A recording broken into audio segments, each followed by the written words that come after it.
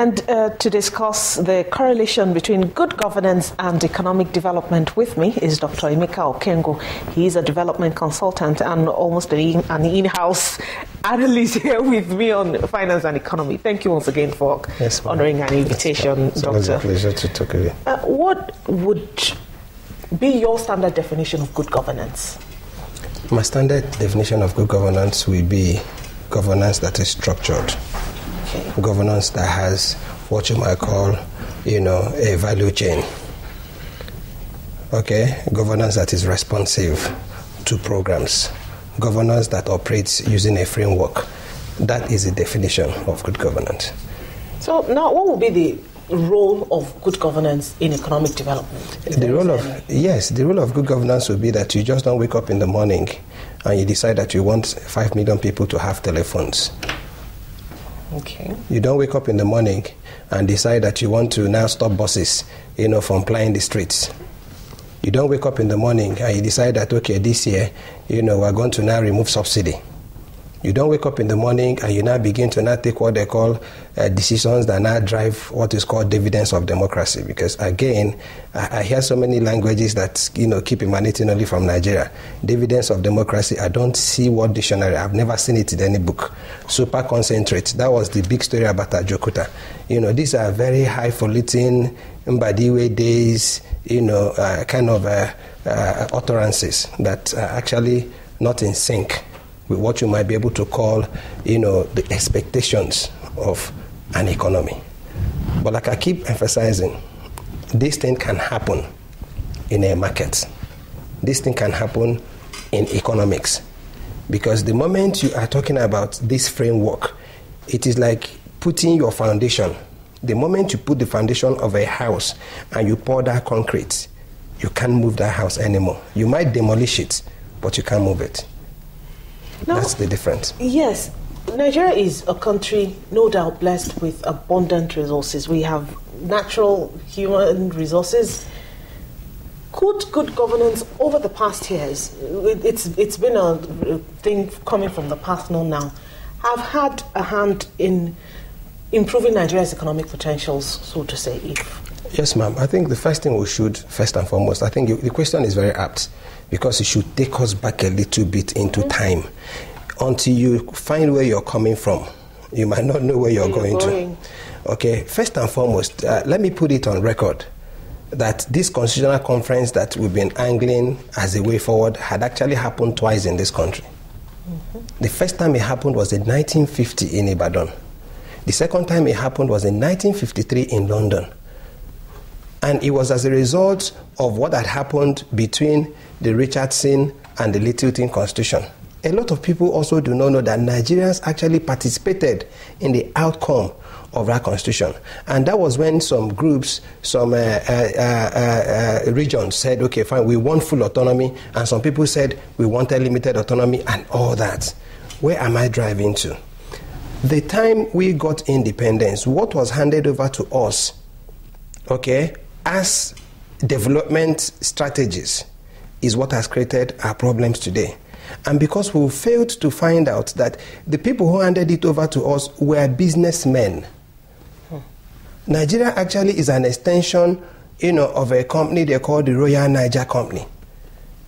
And until people begin to see it from that perspective, to know that every national infrastructure that we inherited as a nation actually belonged inadvertently to the Royal Niger Company Limited, that transmitted into whatever it is you call it. Because the amalgamation story, if I give it to you now, will also now begin to now give you another perspective.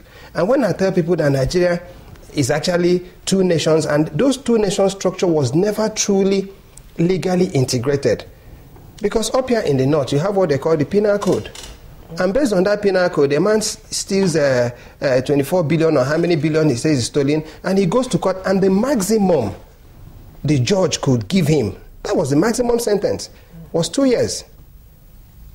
because that's what the penal code says. So if you don't understand that your background, what I'm trying to now give you is I will have, frameworks that are so fluid and manipulatable that people can actually now begin to now twist it and turn it the way they want it to be. And more importantly, madam, is the issue of our constitution. How many Nigerians also know that you have a constitution that is full of military decrees, that is full of acts? And please, can we be fair to say that the military operated the country the way a military establishment should be? And what is it? Command and control. Control, yes. There were no deliberations. So a lot of these acts, a lot of these laws that you have now found into your constitution were actually command and control that ensured the maximum authority of whoever was in charge. This is, basically what the issues are. Now, what could have been the obstacles to good governance? First, the creation of the states. I'm sure this will shock you. Really? Thank you. And people are angling for more. Thank you. Now, how did the state structure get into our polity? In 1967, the then head of state, General Gowon, came and made a public speech to say never again in the history of Nigeria would they allow any region to hold others to ransom, sure, especially when it has to do with national infrastructure. And that because the eastern region then had now held the nation to ransom, and he actually went ahead in that speech to mention even the national infrastructure. He mentioned the national rail, he mentioned the oil sector, he mentioned the aviation sector, and then said that to this extent, he was now going to now create states. So what had happened, and what people don't know, is that our state structure is actually the major problem we have in this country. Because when the states came, like I told you, the military is all about command and control. When those states were now brought into play, they were also handed acts and decrees that are militarily operated. That is why today, a governor that used to be ceremonial, the people who had the powers to do work when probably, I don't think, well, I'm sure you, at our time, you people could have seen it a little bit at your own time, okay, were the local government authorities, the district officer, the classroom teacher. I mean, you preferred for a masquerade to chase you than for your teacher to walk into your house to come and report you to your parents. Yes. I mean, you were more scared of going to church on Sunday because all you saw was hell and more hell. Now, what does this mean? And all of a sudden, you bring in this, if please excuse my word, you bring in these pretenders to the throne who actually now come in not prepared, not having any relationship with what it is governance is all about. And then you give him this checkbook, he becomes executive governor, travels in 47 cars, a lot of guards and security men chasing him. He wants to come out of a car, people jump down and are chasing the car, and you begin to wonder what's going on here. You actually see some people pulling guns and pulling the trigger because a governor is coming out of a car. And this governor now has check of the state and has the authority to fire and hire, madam, everybody who helps him to sign that check, without recourse to any law authority. So where therein lies your good governance? The present government seems to be trying to at least put some sanity into the system. Are there areas, well, there should be areas of improvement. There are areas definitely that will need improvement. Can we highlight some of these? Let me use womanhood. Because you're married and you have a husband and have kids. Now, if you go to any home where the woman runs that home, you find a home that is very successful. Trust me. If you go to any home where the man says to you, I am in charge, this is my house, you are looking at, Fuji House of Commotion. Let me now juxtapose it to your question. We must allocate to people what their roles should be. And no matter how well we want to mean or do in government, the beginning point and end point of whatever relationship we engage in this country is the Constitution. So if the government wants to do it, no matter how well government means, it can only do well when that paper that empowers you to stand in front of our national emblem and answer Mr. President, captures what everybody's role in governance should be. And until you remove impunity, until you remove these executive powers, until you remove these things that now make people walk away with almost murder, until you look at the penal code and look at the criminal code, and then merge them together, until you begin to now build systems, madam, that allows us to begin to now structure projects on a long time basis. Until you begin to say that projects will no longer run on annual basis, but are going to run on fiscal basis, meaning that the projects are going to be matrixed. If it's going to take 4 years to be able to finish a project, everybody who now stops that 4-year project gets a jail sentence. Until then, no matter how well you mean, we're not going anywhere. I want to start picking some of the areas that can really be impacted directly with good governance. Let's take our public admin system. What is the impact of this system on good governance and the vice versa? Thank you, ma'am. The public admin system that you talk about should be driven by skills. Now, I'll give you a typical example now. If you have a kid who's 16, you can be certain that when it comes to this thing you're holding, you know next to nothing. 16 is very high. Okay. 10 is more like it now. You have a director who's been there for 35 years. He can't turn on a computer. He can't send an email. You know why? Because he sat there, and what happens is that every 3 years he gets a promotion to the next level, and there is no capacity, there is no training. Each time you now even want to send them to trainings abroad, they say to you, send us to Europe. And when you go into that training, you'll be shocked that others might be in class and the man is busy shopping. All they're interested in, take this your training and give me the ESTA code. So the first thing you should look at in your public address system or public admin system is skill available to you. And that brings you to your educational sector. And that brings me to something, okay, let me also digress again, to what this woman, there's a new thing going on now. Mrs. Ekwesili says, we have misapplied 57 billion. 45 billion from the foreign reserve and 22 billion from the SS crude account. And everybody has gone to town to start calling her names. But I wish you read that speech. Because if you read that her speech, madam, you will have tears rolling from your eyes. Because she started by saying that in 1985, when she was graduating, that only 3% of Nigerians had access to university education. And that 28 years after that, only 4.3, meaning that we just made an improvement of 1.3%.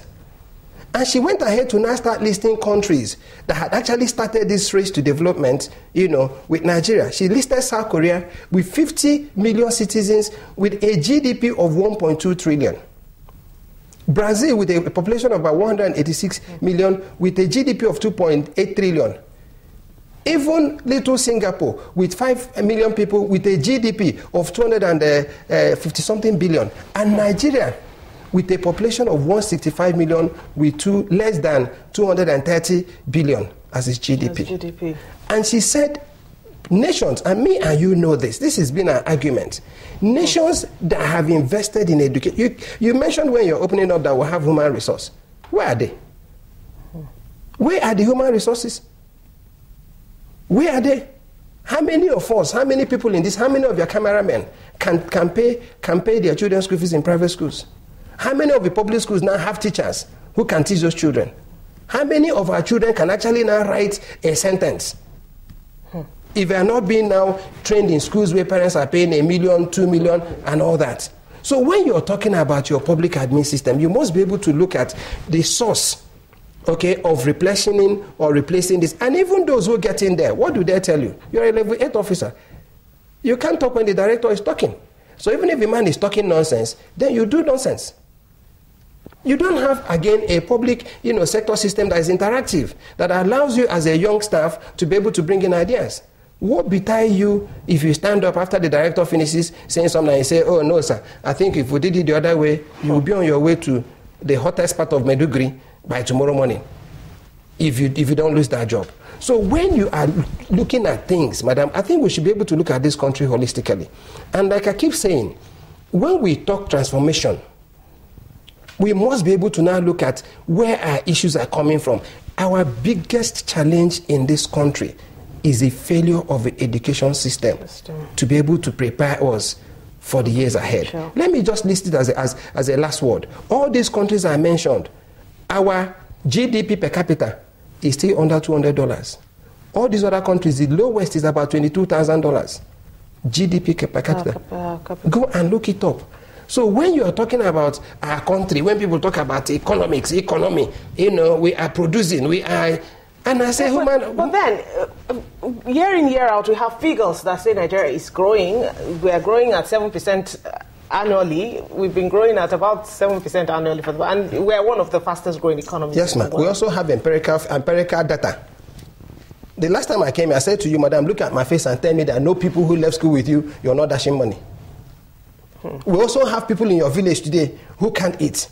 We also have your brothers, your husband's brothers and sisters who have graduated, who are still living with you. And you think they're happy to wake up and they're washing their brother's car?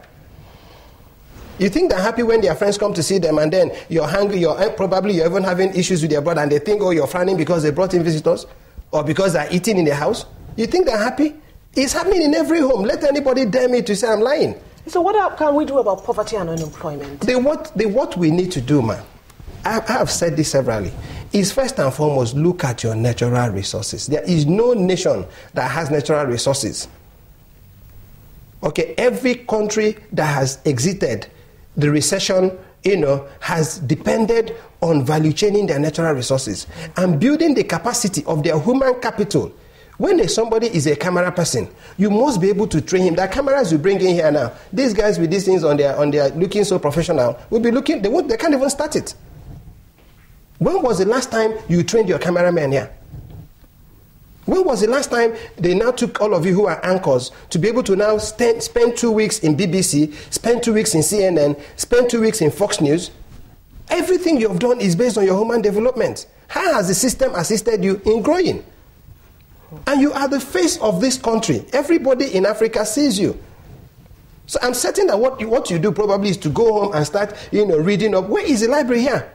Where is the voice trainers? And this is across board. So until you begin to address these issues, madam, in their proper context, when somebody starts giving you these figures, in the first place, I am not saying they're not doing their job. But in other countries, establishments like MBS is supposed to be an independent body that is not under the control of anybody. Establishments like the Standards Organization is not supposed to be under the purview of any ministry. These are key industries or agencies that should be able to keep government on their toes. Now, when you go and put SON under the Ministry of Trade and Investment, and he takes his directive and gets his money from the minister, what does that tell you? Especially in these days and time of dividends of democracy. You think the man in MBS will going to give you figures that will not tell you what the system wants? Let's be real. Let's be real. So how do we ensure competent management of resources? How we ensure competent management of resources, first and foremost, is to know what resources we're managing. Because right now we're not managing any resource. Yep. What we're managing is receipts, is rent. Are we managing our oil? Do we have the capacity to develop our oil? What it is we're managing is money that we have earned by allowing somebody to manage our oil. So when we talk about resource management, the first thing we do is look at our human capital, look at our educational system. Me and you went to public schools.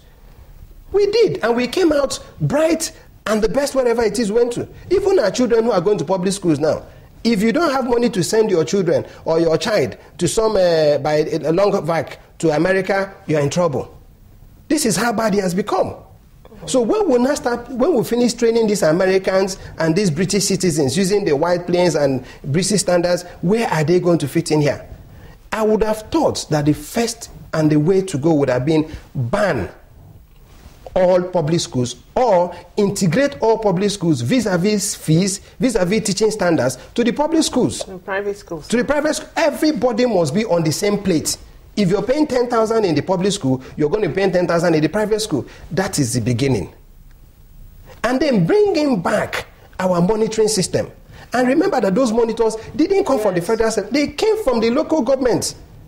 They came from the local education authorities. They were the ones that were teaching those people who will now come and be monitoring the teachers. If you remember way back in those days. They came without notice. They would just come and you turn and you see them. We just see them standing at the back. They didn't come from Abuja. But a lot of people have said this. A lot of people didn't know that until recently, we didn't have a federal ministry of agriculture. All the research centers for agriculture were located in the regions.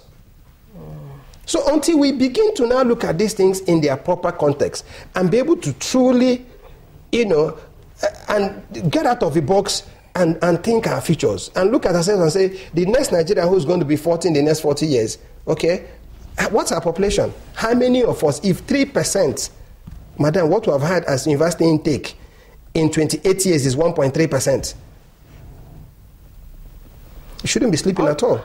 Finally, I should think there's hope for this country, because I still insist that we have a lot of resources, even potential in our human resources. So there should be hope going forward. Hope, yes. I mean, despair is not an option. But let me tell you what should drive our hope. Okay? The Bible says, say the truth, and the truth shall set you free. And I have this very popular saying by Usman Danfodio. He says, conscience is an open wound. It is only the truth that can heal it. Hope is not what we want right now, madam.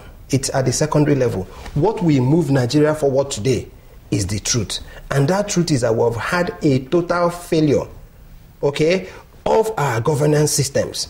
And they failed not because we wanted them to fail. They failed because they were market infrastructure or market structures that can only lead to more exploitation of our human and material resources. But let's think it a little bit deeper. I thought that by now, what I would advise is that let the president, who has started the transitional agenda, set up a transformation institute. And then be able to say, what it is I want is that everything we are importing in this country in the next 5 years, this institute gets the brightest and the best. Shehu Olagunju, come and tell us what we're going to do to make certain that we will not need to be speaking English like Oyibo people in NTA. Let's begin to speak English like Nigerians. Come and show us. You, cameraman, do this. You do this. Let it not be a public sector driven thing. Let it be that you have a group of men who are ready to think transformation to integration.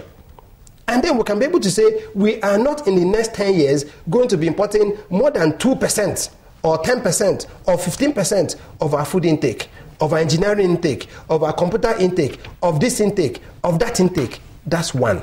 Two, let us have a total overhaul of the education system and make it more skill than administratively driven. Because what we go to school to do there is to now produce administrators.